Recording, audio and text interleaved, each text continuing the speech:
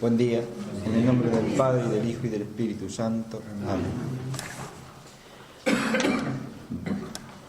Antes de empezar la clase quería comentar que ha fallecido una persona que era asidua a los cursos de la Fundación, que es la doctora Alba García Cueto, ¿sí? Así que podríamos hacer una oración todos por ella, ¿no es cierto? Dios te salve María, llena eres de gracia, el Señor es contigo. Bendita tú eres entre todas las mujeres, y bendito es el fruto de tu vientre, Jesús. Santa María, Madre de Dios, ruega por nosotros pecadores, ahora y en la hora de nuestra muerte. Amén. Amén. En el nombre del Padre, y del Hijo, y del Espíritu Santo. Muy bien. Vamos al octavo tema de este curso, ¿no? Que está estrechamente relacionado con el de la clase pasada. La clase pasada vimos la fe y la razón, y hoy nos toca la relación entre la fe y la cultura, y en el título ya he querido asociar esta relación con otro concepto que es un concepto teológico, que es el de la consagración del mundo. Por eso la clase se llama Fe y Cultura y Consagración del Mundo. Vamos a desarrollar tres núcleos conceptuales. En primer lugar, lo que podría ser toda la clase en una primera aproximación, porque cuando se habla de la relación entre fe y cultura, lo primero que hay que señalar es la cultura como un bien humano, ¿no? La idea de que la gracia asume la naturaleza y todos los bienes de la naturaleza, por lo tanto asume también ese bien natural que es la cultura, y eso dentro de los principios fundamentales de la relación entre naturaleza y gracia. Y la fe allí tiene un papel primordial, porque la fe es la luz de la inteligencia cristiana y por lo tanto es la luz que guía esa asunción de la cultura por la fe. Y lo hace haciéndose presente en la cultura a través de una elaboración intelectual y por lo tanto cultural también de la fe, que es la teología. Ese sería el primer núcleo conceptual. Pero a este núcleo vamos a agregar otros dos.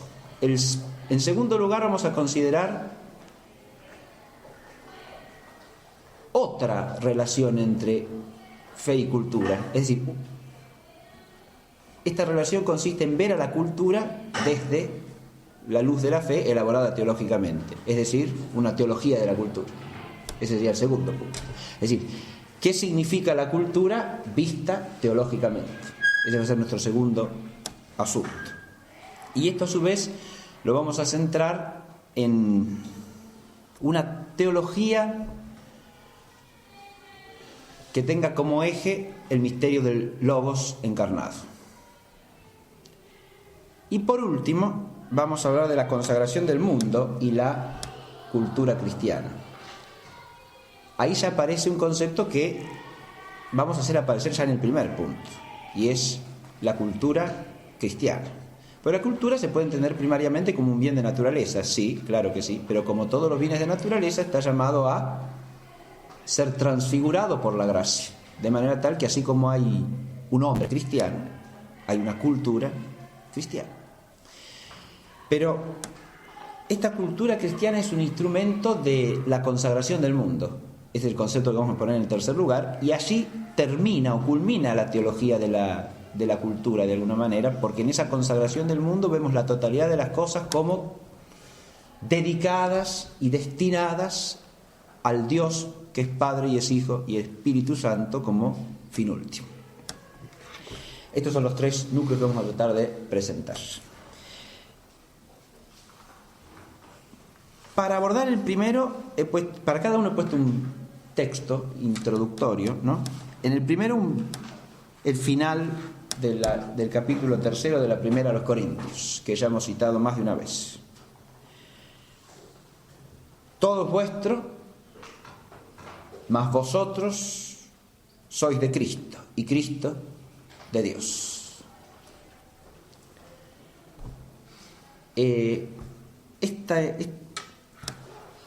esta expresión que aparece al final del capítulo 3 de la primera a los Corintios viene introducida por una pregunta. El pasaje que concluye con esta expresión viene introducido por una pregunta de la que podemos partir en este tema. Dice así: ¿no sabéis que sois templo de Dios y que el Espíritu de Dios habita en vosotros? Si alguno destruye el templo de Dios, Dios le aniquilará, porque el templo de Dios es santo y ese templo sois vosotros. El párrafo que empieza con esto termina con la expresión que hemos citado y que consta en nuestro esquema, ¿no es cierto? Es importante situarse en esta perspectiva porque si nosotros oímos el comienzo de este pasaje, ¿no?, Pablo está procurando recordarle a los cristianos de Corinto quiénes son. Pero quiénes son a la luz de la fe, precisamente.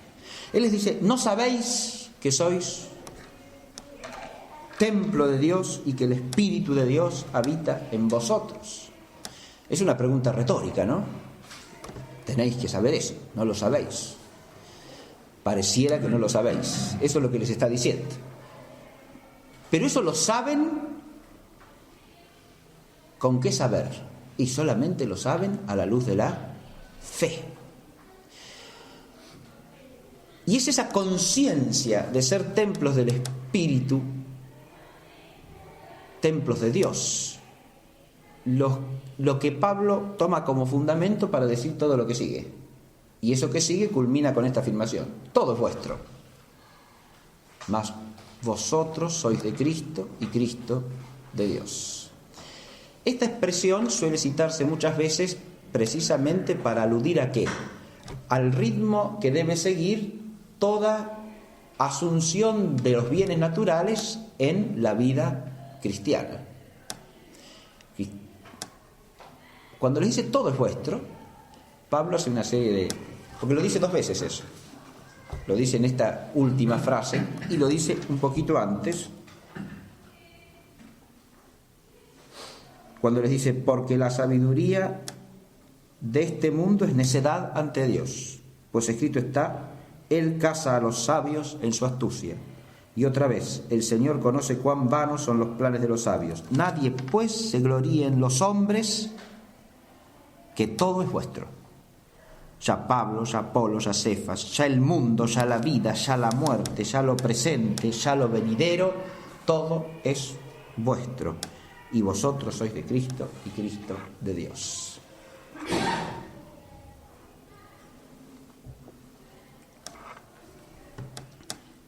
Ese todo es vuestro, en este contexto se refiere a, primero, a aquellos que han ido a anunciarles el Evangelio, ¿no? Porque menciona a Pablo, a Apolo, a Cefas. Ellos son de ellos, les pertenecen de alguna manera. Y después dice: ya el mundo, ya la vida, ya la muerte, ya lo presente, ya lo venidero. O sea, el mundo,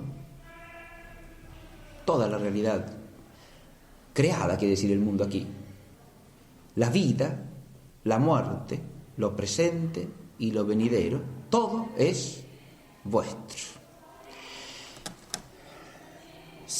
Esto está estrechamente ligado a lo primero: sois templo del Espíritu, porque acá lo que se está manifestando es la realeza del cristiano. En este todo es vuestro se está reflejando el misterio de la realeza de Cristo y de la realeza del cristiano. Pero la realeza del cristiano es una realeza relativa. No todo es vuestro hasta allí, de manera que nos apropiamos de todo y señoreamos las cosas por nosotros mismos, porque nosotros no nos pertenecemos. Esto es lo otro que San Pablo dice, ¿no? Y lo dice enfáticamente, y lo dice de diversas maneras, ¿no? Acá tenemos que recordar esa otra expresión de San Pablo: nadie vive para sí, ni muere para sí.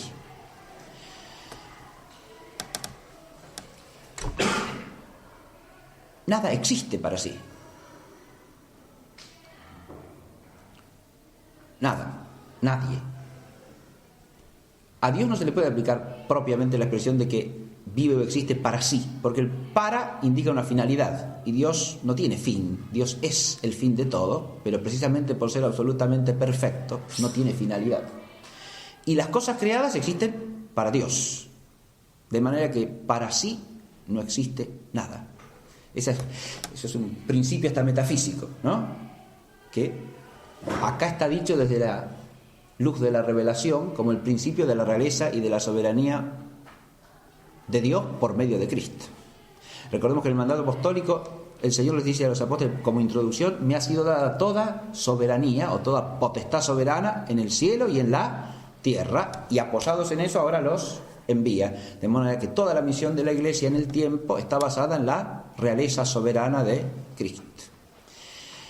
Es por participar en esa realeza soberana que somos templos del Espíritu Santo y estamos llamados a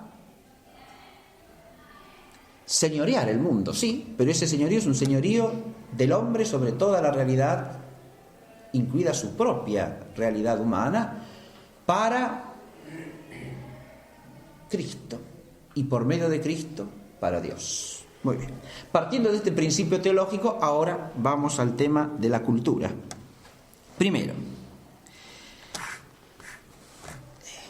una cosa que a mí me parece fundamental para pensar el tema de la relación entre fe y cultura más allá de lo que es obvio, elemental, básico, ¿no? Sí, la cultura es un bien humano, entonces una cosa que me parece fundamental es afinar un poquitito el concepto mismo de cultura, porque es una palabra que, como todas las palabras, puede entenderse más o menos precisamente, más o menos vagamente, ¿no? Y podemos caer en confusiones ya en la noción misma que nuestra inteligencia capte a través de esa palabra, si es que tenemos alguna noción precisa. Porque lo otro que puede pasar, peor todavía, es que nos suene solamente de una manera retórica y que no tengamos ningún concepto preciso de lo que llamamos cultura. Y por ahí se nos pueden filtrar confusiones enormes. Lo primero que hay que distinguir es dos sentidos históricos de cultura. Este es un tema que incluso vimos en el curso del primer cuatrimestre. La distinción entre el sentido estricto de cultura y el sentido lato, ¿no? Lo que Jäger llama el sentido valorativo de cultura y el sentido meramente descriptivo. Entonces, primero, la cultura en sentido estricto es el todo esfuerzo en pos del perfeccionamiento del hombre como hombre en orden al fin último del hombre, que es el concepto clásico de la paideia griega. Si partimos de ahí, tenemos un concepto de cultura que es, como dice Jäger muy bien, valorativo, porque implica la noción de un perfeccionamiento y en pos de un fin. Por lo tanto, implica una noción definida de lo que es el hombre, porque si no, no puedo hablar de perfeccionamiento del hombre como hombre. No puedo saberlo. Perfeccionamiento indica progreso en el bien. Si no, no hay perfeccionamiento. Ahora, no puedo hablar del bien del hombre si no parto de una noción de la naturaleza humana. Si el hombre es cualquier cosa, el bien del hombre también es cualquier cosa. Pero además, ese perfeccionamiento del hombre en cuanto hombre, o sea que en esto hay una cuestión fundamental. Si es perfeccionamiento del hombre en cuanto hombre, está centrado en lo que llamamos el bien específicamente humano y por lo tanto, primariamente el bien espiritual. Y todo otro bien respecto de ese es instrumental y por lo tanto secundario. En el concepto de cultura estricto no se trata de todo lo que hace el hombre, de toda actividad humana, de la misma manera, porque no toda actividad humana, ni todo perfeccionamiento del hombre, ni todo lo que hace el hombre tiende igualmente y del mismo modo al perfeccionamiento del hombre como hombre. Es claro que el perfeccionamiento del hombre como hombre tiene que ver primariamente con la iluminación de la inteligencia por la verdad, el perfeccionamiento moral del hombre por las virtudes y el ordenamiento del vivir humano en su totalidad por la relación del hombre con lo absoluto religiosamente. Esas son las tres cosas, los tres ejes que perfeccionan primariamente al hombre como hombre. De nuevo insisto en esto, si uno habla de cultura y de perfeccionamiento del hombre, no puede pensar en el hombre cerrado sobre sí mismo. Ya ahí estaríamos presuponiendo un prejuicio erróneo, inmanentista, como un presupuesto válido. Cuando en realidad es exactamente al revés. Si hablamos de perfeccionamiento del hombre, hablamos siempre de una relación positiva del hombre con lo que lo trasciende, porque no se perfecciona sino en la medida que se finaliza, en la medida que cumple con su fin, con el fin de su naturaleza. Y su naturaleza específicamente es una naturaleza racional. Por eso dije que los bienes que hacen al perfeccionamiento del hombre como hombre son primariamente los bienes del espíritu, de la inteligencia, de la voluntad racional y del hombre inteligente y libre en relación con lo absoluto, en relación con la divinidad. ¿Esto implica el perfeccionamiento de las relaciones entre los hombres? Por supuesto que sí, porque tanto lo intelectual como lo moral como lo religioso el hombre no lo puede vivir sino en la medida en que vive las relaciones sociales, las relaciones entre los hombres. Esto implica también el perfeccionamiento del dominio del hombre sobre la naturaleza infrahumana, también, porque solo en la medida en que el hombre desarrolla las artes en su totalidad, ¿no?, y humaniza el entorno, puede vivir humanamente y puede realizar adecuadamente las relaciones sociales. Pero estas dimensiones que estoy señalando de la cultura implican un orden, y ese orden también hace a la noción estricta de cultura. No se cultiva, por ejemplo, las artes por ellas mismas, si se las cultiva culturalmente. No se trata simplemente de desarrollar, por ejemplo, la agricultura sin más, para tener una agricultura más perfecta. Y no. La agricultura es parte de la cultura, ¿no? De ahí viene además, ahí está la palabrita latina que nosotros usamos para hablar de la paideia griega, que es una de las versiones latinas. La otra es la humanitas, ¿no?, que es la más propia, como dice Cicerón, ¿no? La humanitas de Cicerón equivale a la paideia griega.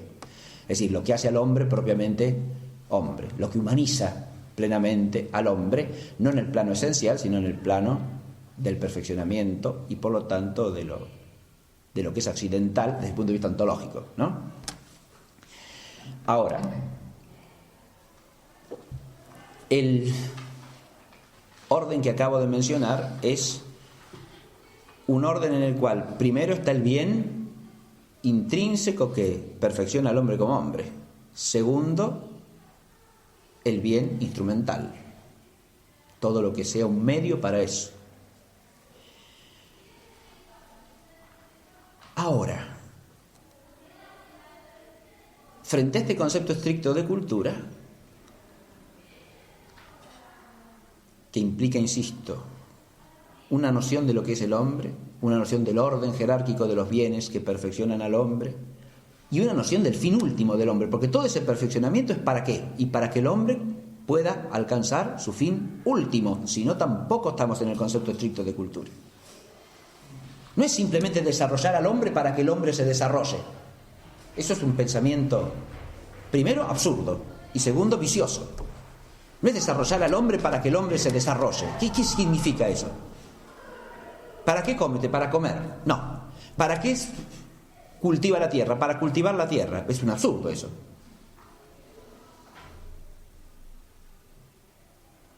Poner como fin de la actividad misma no tiene sentido. Es un sinsentido. Y arroja al hombre al sinsentido. Por eso todo esfuerzo de perfeccionamiento del hombre que no tiene un horizonte de fin carece de sentido. Y termina agotándose a sí mismo y transformándose en cualquier otra cosa, que no es esfuerzo de perfeccionamiento humano.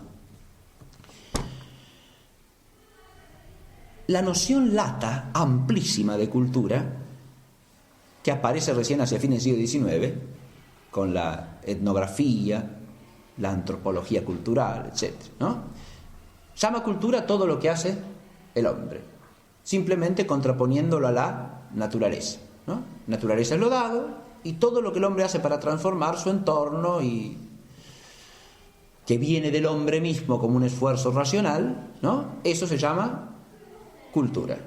Esta es una noción lata de cultura y esta es descriptiva, no valorativa. Esta noción, primero que nada, tiene cierta legitimidad, se la puede aceptar hasta cierto punto como derivada de la anterior, pero solo si conserva un sentido analógico. Es decir, si hay algún esfuerzo de por medio por perfeccionar alguna dimensión del hombre. Si no, no tendría sentido hablar de cultura allí. Es decir, solemos usar la palabra cultura en este sentido lato para referirnos ¿a qué? A modos de pensar, a modos de vivir, a modos de hacer las cosas que están socialmente compartidos en algún momento histórico o en alguna instancia geográfica, ¿no? O sea, por algún pueblo en algún tiempo y lugar. Y listo. No, pero esos son modos de vida, modos de hacer las cosas, modos de pensar. Eso se llama cultura. Bueno, que eso tiene una dimensión cultural siempre es evidente. Llamarlo cultura sin más puede inducir a equívoco. Y es por lo menos imprudente. Se hace constantemente. Es un uso vulgar de la palabra hoy día. Más aún, hasta es el único en algunos contextos que se piensa, ¿no? Pero entonces ya se cae, si es el único que se piensa, se cae en una visión relativista de la cultura. Y además avalorativa. Y las dos cosas son erróneas. ¿Por qué? Primero, porque se cae en una visión según la cual cultura es lo que hace el hombre, sea lo que sea.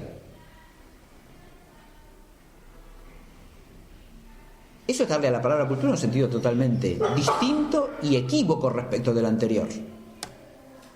Porque si cultura es perfeccionamiento del hombre, no puedo llamar cultura a cualquier cosa que haga el hombre.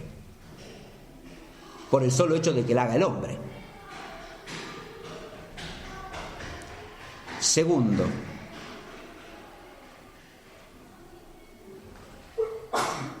eso induce al relativismo. ¿Por qué? Porque si a todo lo llamo cultura, será tan cultura una cosa como su contradictoria. El hombre hace acá A y acá hace no A.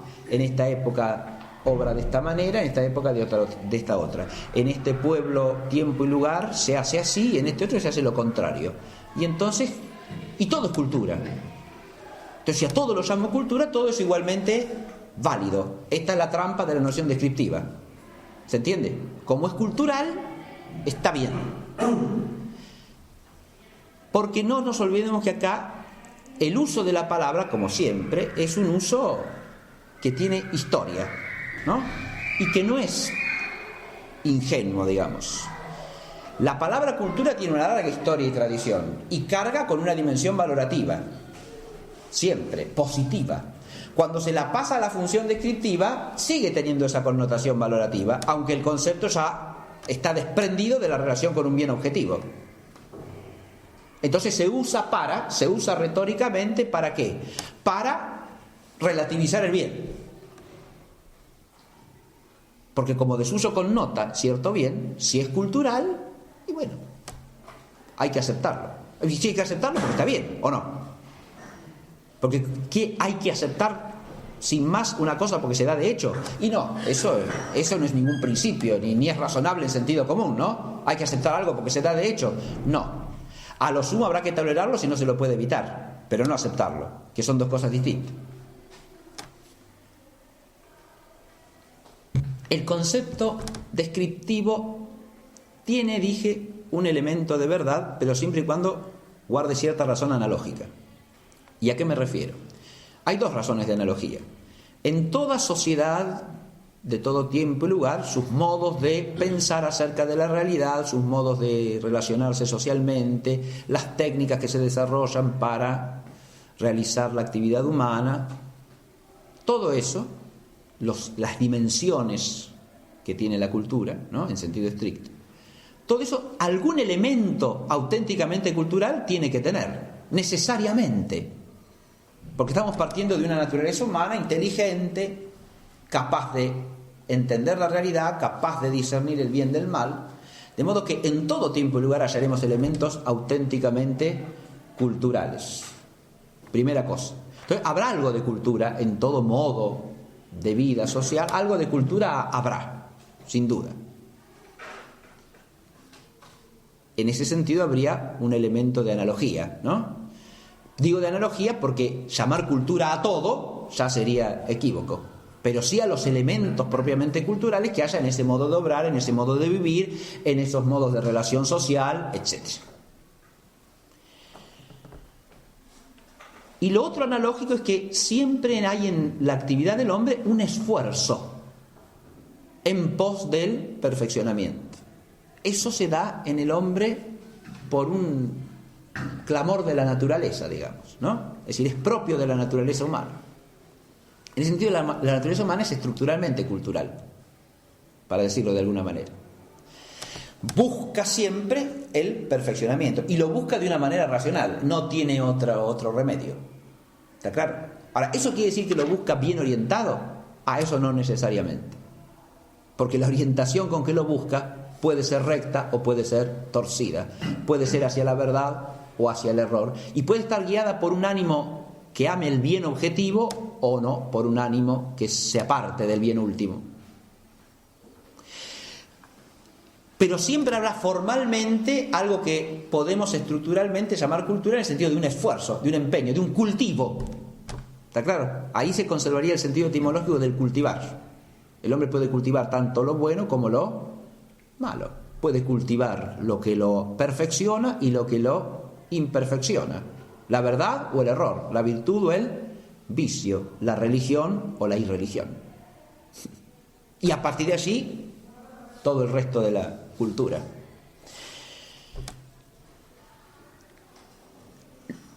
Sin embargo, hay que añadir otra cosa más para terminar de precisar el concepto de cultura. Y es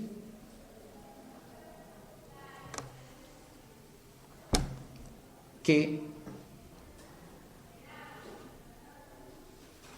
frente al concepto estricto de cultura, nosotros podemos discernir lo que cabe llamar anticultural.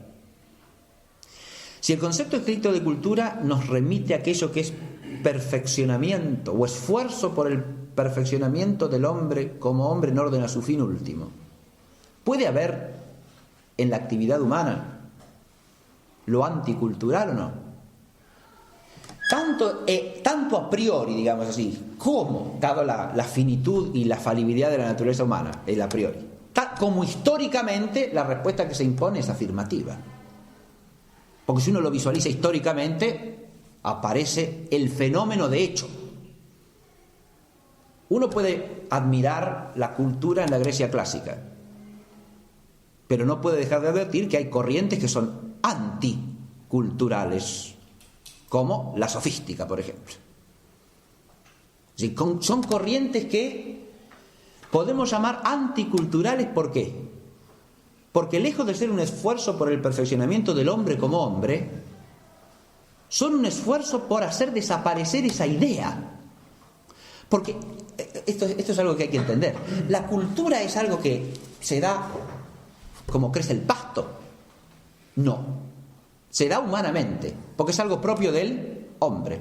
Y si se da humanamente, supone una conciencia de. Es decir, no hay cultura en sentido estricto si no hay cierta conciencia de cultura.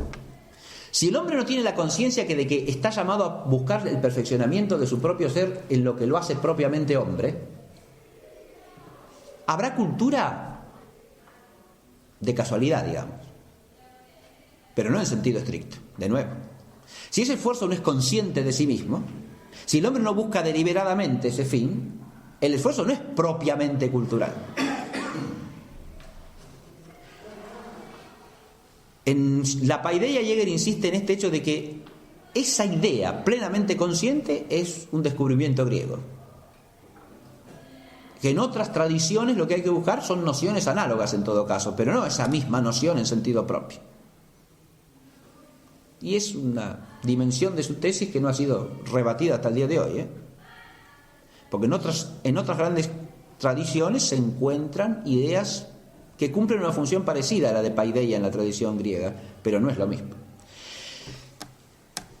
Si uno toma el sentido estricto completo, es claro que puede haber anticultura. ¿Qué es? Es el esfuerzo por minar las bases mismas de la paideia.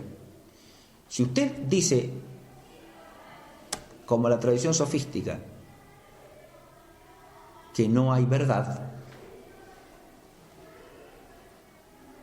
y que si la hay no se la puede conocer, ¿qué pasa con el esfuerzo por perfeccionar al hombre como hombre? Y no tiene sentido. Cae por su base. Se tratará solamente de adquirir ciertas habilidades que nos permitan obtener nuestros fines, el que usted quiera. Si todo depende de cada quien, ¿sí? Si no hay una verdad, si no hay un bien objetivo, entonces cada quien se la arregle como puede y como quiera, ¿verdad? Esa es una idea anticultural, no cultural. Ni es un elemento de cultura, no. Eso es anticultura. El fenómeno de la anticultura es un fenómeno histórico. Se lo puede negar solamente no queriendo verlo. Entonces es irresponsable hablar de cultura sin más, sin tener en cuenta esta otra dimensión de la que el hombre es capaz. Así como el hombre es capaz del esfuerzo cultural, el hombre también es capaz de la anticultura, que implica también el esfuerzo. Y en el sentido lato del cultivo, una cierta cultura también. Por eso, la anticultura puede transformarse también en contracultura. Ahora, cuando la llamamos contracultura, ¿qué quiero decir? Pretende usurpar el lugar de la auténtica cultura, ponerse en su sitio y desplazar a la otra. ¿Está claro? Y se presenta ella misma como la auténtica cultura. Este fenómeno, que se puede visualizar a lo largo de la historia, incluso en la antigüedad clásica y en diversas tradiciones antiguas, en el antiguo Egipto uno lo puede estudiar también, tiene características particulares, distintas a las griegas, pero se da también el fenómeno. En la China clásica también.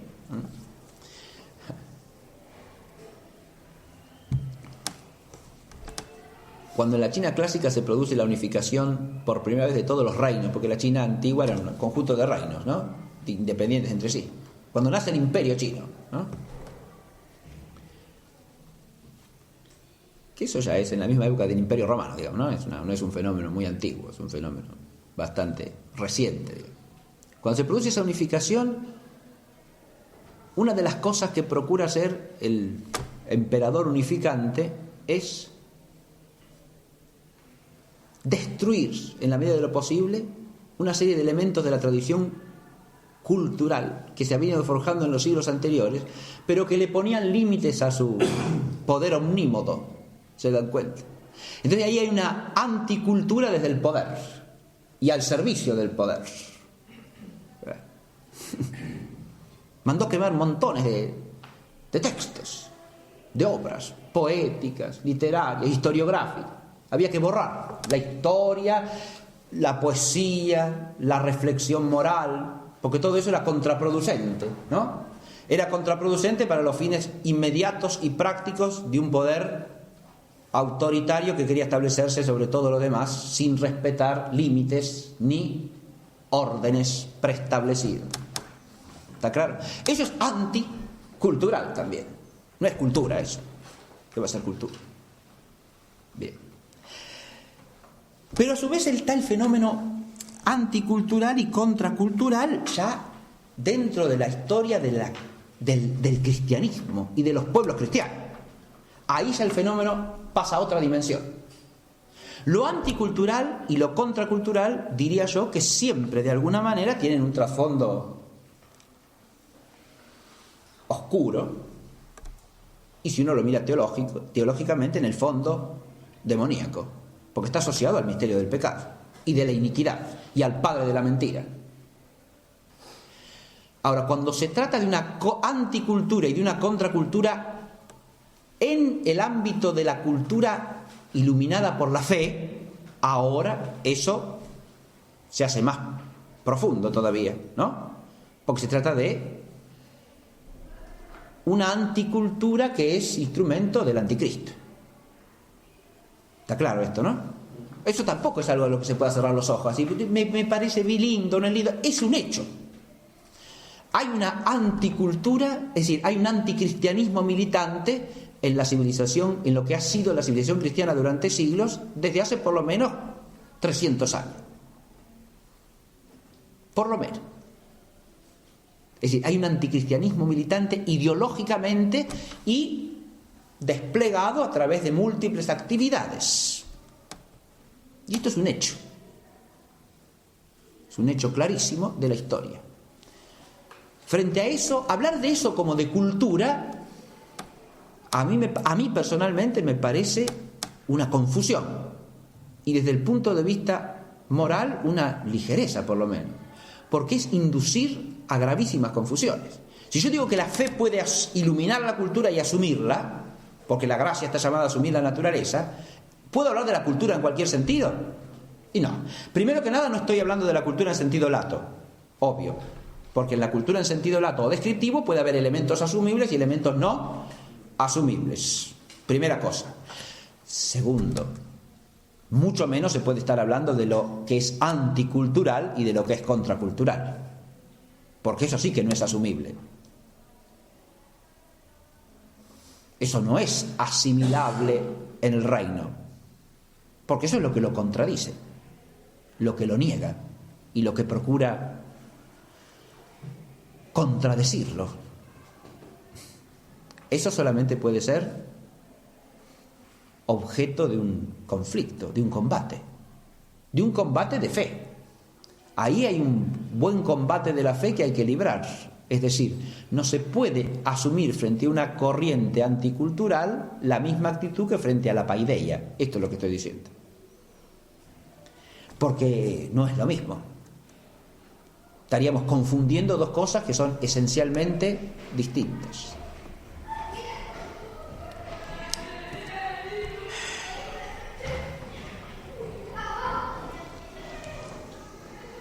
Cuando uno habla de la fe y la cultura, la fe es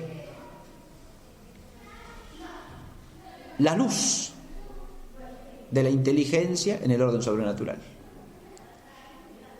La cultura en sentido estricto tiene que ver con la inteligencia, y claro que sí, es una de las dimensiones fundamentales de la cultura, porque el hombre es un ser racional y a través de la inteligencia se vincula con la verdad y con el ser de las cosas. Ahora bien, si ese hombre ha sido iluminado por la fe, su vínculo con el ser de las cosas y con la verdad es mucho más profundo. Eso implica una responsabilidad mayor y una tarea propia. No se trata ya solamente de hacer de la cultura, se trata de una cultura que necesariamente es asumida y es desplegada como instrumento del reino de Dios y de la vida cristiana. Por lo tanto, una cultura que ni siquiera se puede concebir adecuadamente, y con eso ya desembocamos en el segundo punto, pensar la cultura. Yo dije que es inherente a la noción misma de cultura la conciencia. Eso Jäger lo destaca muy bien, porque es el esfuerzo o el procurar esforzadamente el perfeccionamiento del hombre como hombre. Sí, pero es un esfuerzo consciente y deliberado. Si no, no es cultura en sentido propio. De eso. Ahora, el cristiano también es consciente de que está llamado a vivir culturalmente, porque sigue siendo hombre, pero al mismo tiempo que esa cultura suya es una cultura cristiana. Ahora volvemos al término de Pablo: todo es vuestro, pero vosotros sois de Cristo, y Cristo de Dios. Esa cultura suya es un instrumento del reino. Esa cultura suya es algo que está vivificado por la presencia del Espíritu de Dios, porque el párrafo de la primera a los Corintios que leímos empezaba con eso, ¿no? ¿No sabéis que sois templos de Dios y que el Espíritu Santo habita en vosotros? Ahora, esta es la conciencia que guía al cristiano en la cultura, la de que es miembro del cuerpo de Cristo vivificado por el Espíritu Santo, y la de que él mismo es templo del Espíritu Santo. Es el lugar donde está la presencia de Dios. La fe lo hace consciente al cristiano de que tiene una tarea cultural en el reino, o dicho de otra manera, que todo perfeccionamiento humano es asumible solo en la medida en que es instrumento del reino de Dios, o sea, para Cristo, que es para Dios. Y esto tiene que ver con otra cosa que dice Pablo aquí y que releo para terminar con esta primera parte.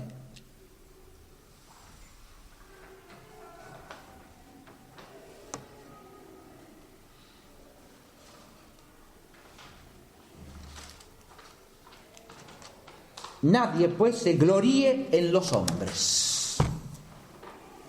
Nadie pues se gloríe en los hombres, que todo es vuestro. Esto se los dice porque se pelean a ver quién evangelizó a este otro de más allá, ¿no?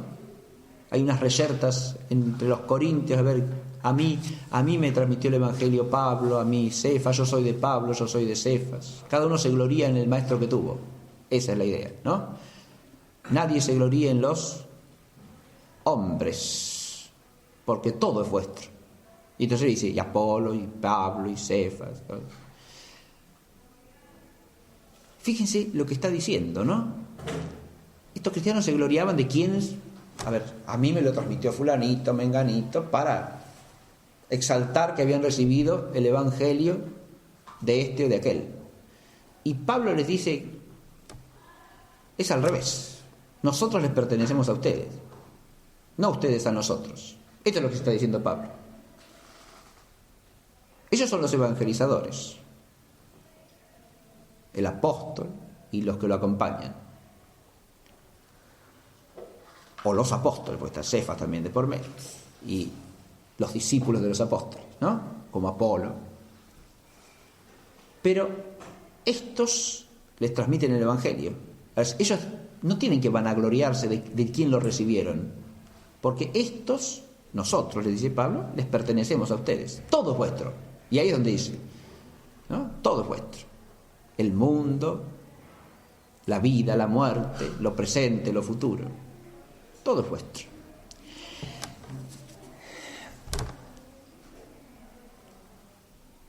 Pero la dimensión auténtica de ese todo es vuestro, que implica que no hay que gloriarse de los hombres.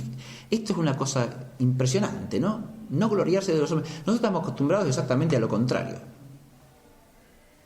¿no? Y mucho peor ya, a gloriarse de cada uno de sí mismo, ¿no es cierto? Pero lo que Pablo les pide acá es que sean conscientes de que eso es un sinsentido, porque estos hombres, los que les han transmitido el evangelio, si uno piensa humanamente es razonable, ¿no? Recibir el evangelio de Pablo o de Cefas, ¿cómo? Es una cosa extraordinaria eso, ¿no? Pero lo que él les está diciendo es, eso no es nada, porque nosotros somos vuestros. Sí, hemos sido enviados a esto por Cristo. Ese nosotros somos vuestros también se podría revertir en la medida en que los otros, los que han recibido el evangelio, tienen que obrar como cristianos en relación con ellos. Entonces ahora sería al revés, ¿no? Los otros son de ellos. En la medida que tienen que corresponderles como testigos de la fe, sería al revés. Nos pertenecemos en la medida en que nos entregamos en Cristo. Esta sería la idea, ¿no? Y entonces nadie tiene que gloriarse del hombre, porque esa entrega no es más que la consecuencia del envío que han recibido y del mandato y de la misión que han recibido, que hemos recibido por la gracia de Cristo. Y ahí es donde viene el recuerdo de la soberanía esa de todo es vuestro, todo es vuestro, pero vosotros sois de Cristo y Cristo de Dios. En cuanto a la cultura, ¿esto se puede aplicar o no? Y por supuesto que sí. Pero, ¿qué significa entonces? Que todo es nuestro en cuanto sea un bien que podemos ordenar a Cristo, es decir, que podemos devolverle a Cristo en cumplimiento de ese destino de templo del Espíritu al que hemos sido elevados por la gracia del bautismo y del que somos conscientes por la luz de la fe. Por esto hace necesario, ¿qué cosa? Que toda la luz de la fe se proyecte sobre la totalidad de la vida cultural, ¿o no? Y esto solo se logra si hay una visión cristiana de la realidad, y eso implica el esfuerzo de la teología, que es la presencia de la fe en la cultura. Sin el esfuerzo teológico no puede haber cultura cristiana, porque no puede haber una síntesis de visión de la realidad a la luz de la revelación.